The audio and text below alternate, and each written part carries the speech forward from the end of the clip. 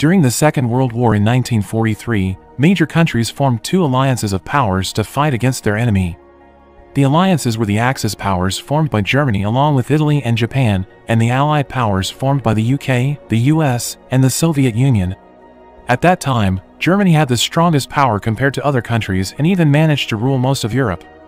In order to defeat the Axis powers, the UK devised a secret operation called Operation Husky that started from the island of Sicily in Italy. The plan was to defeat Italy to weaken Axis powers and later launched an attack on Germany. Before they started Operation Husky, they had to drive away Axis troops from Sicily first. At night in the city of London, England, a man named Ewan was having a party. He was an intelligence service of the British Navy. After the party, his wife approached him and told him that her status as a Jewish forced her to evacuate to America in case Germany launched an attack on England. Turned out, the relationship between her and Ewan was not in a good state. Ewan himself, as a part of the British Navy, had to prioritize the country above his wife and children. Shortly after, Hester, Ewan's secretary, came to say goodbye to Ewan's wife. On the other hand, a British intelligence agent named Charles was going to a cinema. Different from Ewan, who was part of the Naval Division, Charles came from the Air Force Division. At the cinema, Charles met his colleague named Jean, a girl he had a crush on for a long time, but unfortunately, his feelings for her were one-sided. Jean never responded to him. When they were chatting, suddenly, Jean's friend from America came to greet them. Looking at how close she was with her friend made Charles quiet. The next day at Charles's home, his mother asked for the info about Charles's late brother who died on the battlefield. Charles's brother was one of the British fighter plane pilots that died a week ago on the battlefield, but since he died in the conflict area, the military had trouble retrieving his body. Charles assured his mother that he would find a way to retrieve his brother's body and bring him home. Somewhere else in an office yard, the British Prime Minister was seen talking with the leader of the intelligence service named John Godfrey about their plan to drive away German troops from Sicily. The Prime Minister reminded him that they only had 6 months remaining before Operation Husky started. Confidently, Godfrey convinced the Prime Minister not to worry because he had plans to expel the troops from there. In the afternoon, went to the State Intelligence Headquarters. Charles was there to represent the Air Force Division while Ewan represented the Navy. Godfrey told them that he had made a plan to divert the attention of German troops from Sicily by spreading fake news about the British attack on Greece. The fake news would surely provoke Germany and surely would order all their troops in Sicily to respond British in Greece. They would catch the Germans off guard and would help Operation Husky to run smoothly. Charles agreed to the plan but was not sure how to spread the news to the leader of the Axis powers, Hitler. Charles suggested they trap the Germans by sending a washed-up corpse with the fake news embedded into the enemy's territory to avoid suspicion from them. That way, the enemy would suspect the corpse was the corpse of the British messenger who died on his way. Hearing the plan, Ewan agreed to it. Godfrey then assigned Ewan and Charles to lead the operation. After the meeting, Charles, Ewan, and one other member of the operation went to a remote empty house which they later used as the headquarters for the operation. On their way to the headquarters, they discussed the name of the operation and after a long discussion, they came up with the name Operation Mincemeat. They started the operation right away the next day. Ewan and Charles first searched for the most suitable corpse for their operation from the morgue. They needed a corpse who died from drowning. Hester herself helped by tidying the rooms and recruiting new members for the operation. After days of searching, they still couldn't find a suitable body, so Hester offered help to ask her friend who is a forensic officer, and with his help, they managed to find a male drowned body for the operation. That night at a bar, Ewan, Hester, and Charles were discussing the corpse they found that day. Ewan explained that German soldiers were very careful when examining something and a corpse without identity would immediately be considered a red flag. They had to make a false identity to trick the Germans, and after a long discussion, they decided to give it the identity of William, a British naval soldier who had a beautiful fiancée named Pam. The only thing they needed to do was to look for Pam's figure in real life. Suddenly, Charles remembered Jean. The next day, Charles met Jean and told him about the operation. Charles asked her to play the role of Pam in real life. Jean took a moment of silence, but in the end, she decided to help with the operation for the sake of her beloved country. Sometime later, they tried to take the corpse's photo to make it look alive, but to no avail. All their photos were not convincing enough. That night, Jean secretly looked at the photos that Ewan took that day, and after looking at them, she suddenly found some similarities between the corpse and one of her friends. The next evening, Jean invited Ewan, Hester, and Charles to meet her friend at the bar. When her friend came, everyone was shocked to see the figure in front of them who looked exactly like William. To make sure the operation went smoothly, Ewan pretended an interview with Jean's friend for naval radio. After the interview and taking some pictures, Ewan took Jean back to her house. On their way, they planned the perfect life story of Pam while acting like they were the real William and Pam. 2 months passed and the preparation for Operation Mincemeat was almost finished. At work, Charles listened to female employees gossiping about Ewan and Jean's closeness. At first, he didn't seem to care about it, but when he witnessed it for himself, he felt jealousy in his mind. The next day, Ewan introduced 2 people from the British Embassy who would later serve in Spain.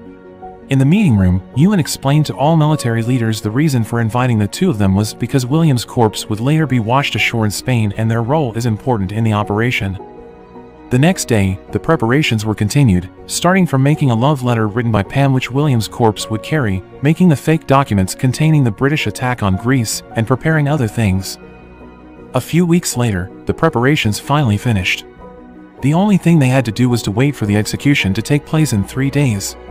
At the office, Charles, Ewan, Hester, and Jan were having a small celebration party. They hoped for the success of the mission. If they managed to accomplish the mission, they would make a new history.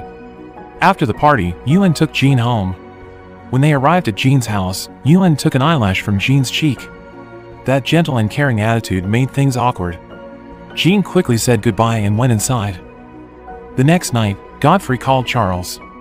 Apparently, he suspected Ewan's brother was the Soviet Union's spy who helped Germany and wanted Charles to investigate it. In exchange, he would return Charles's brother's corpse from the battlefield. Charles was given that special mission and he initially refused it.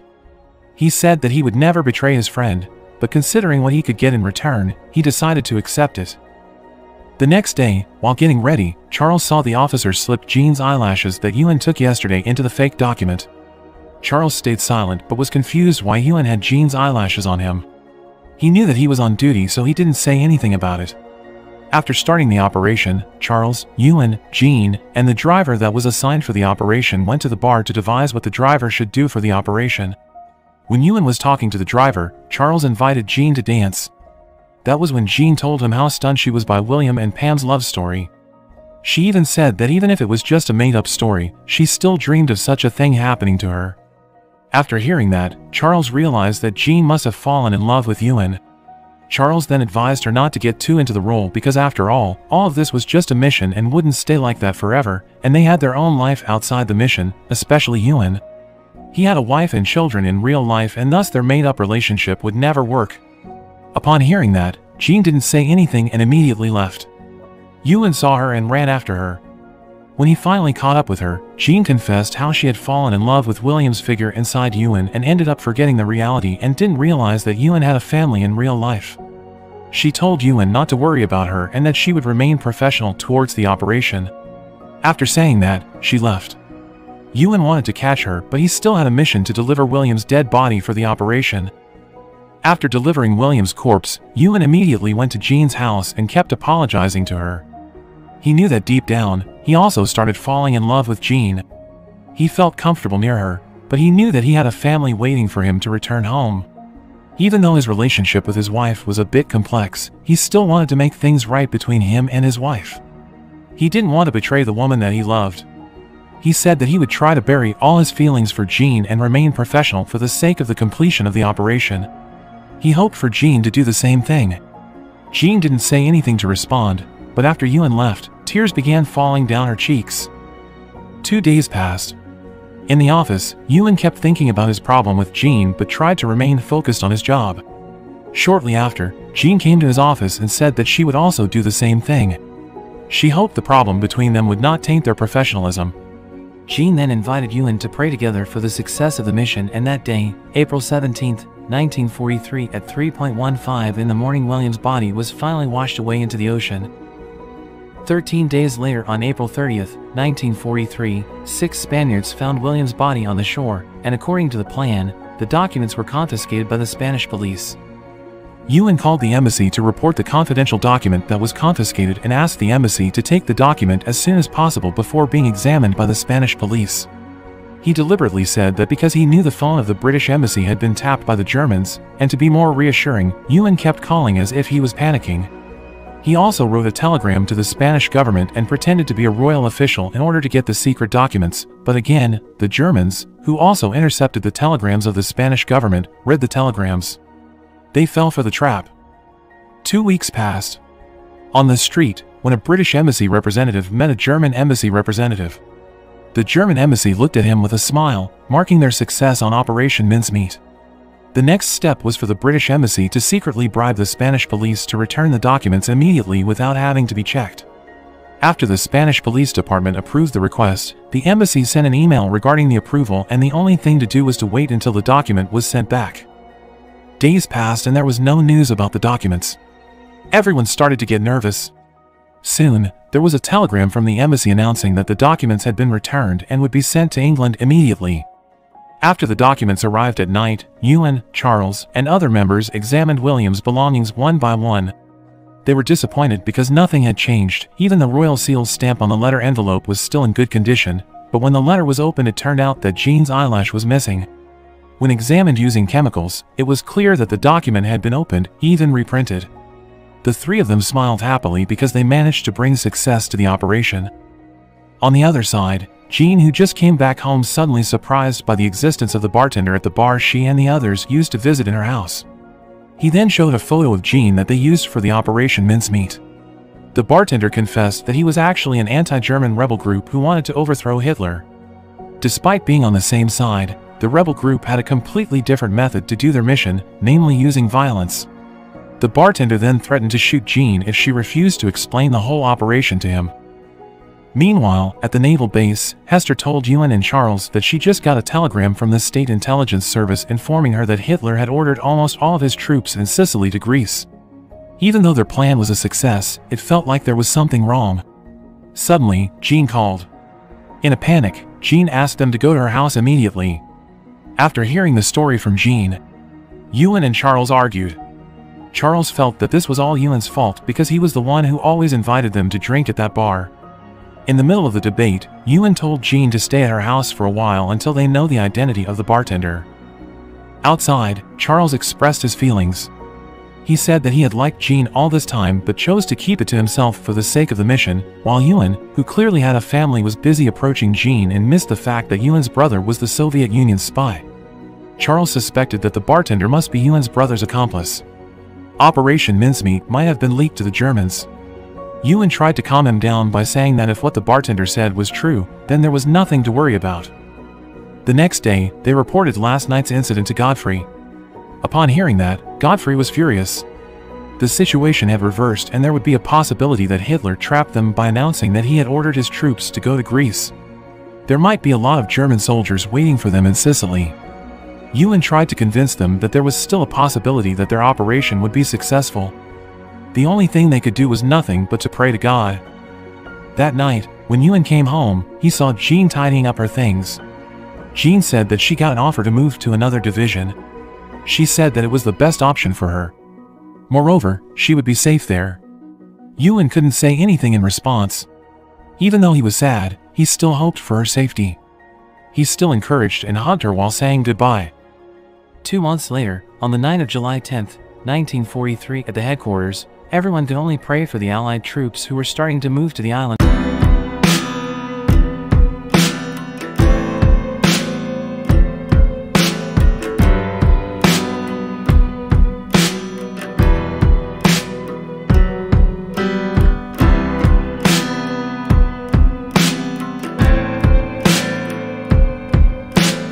Telegram informing them that the Allied forces had succeeded in conquering the island of Sicily, meaning that Operation Mincemeat was a success. Everyone in the room cheered. That morning, after a long night, Charles and Ewan sat together. At that moment, Charles apologized to Ewan. He said that Godfrey had ordered him to spy on Ewan's brother in exchange to retrieve his brother's dead body from the battlefield. Hearing the confession just now, Ewan was not angry. He instead asked Charles's permission to come to his brother's funeral. Not only that, but Ewan also said that his relationship with his wife slowly started to improve. The time he spent with Jean made him realize that a man might be attracted to many beautiful women out there, But in the end, a man's heart is only one and will always return to his beloved wife. Now that their mission had ended, even though they had gone through tough situations, both of them and the rest of the team had managed to make history. They managed to deceive the cruel dictator, Hitler. It was only a matter of time. Sooner or later, the Allied alliance would definitely win the war.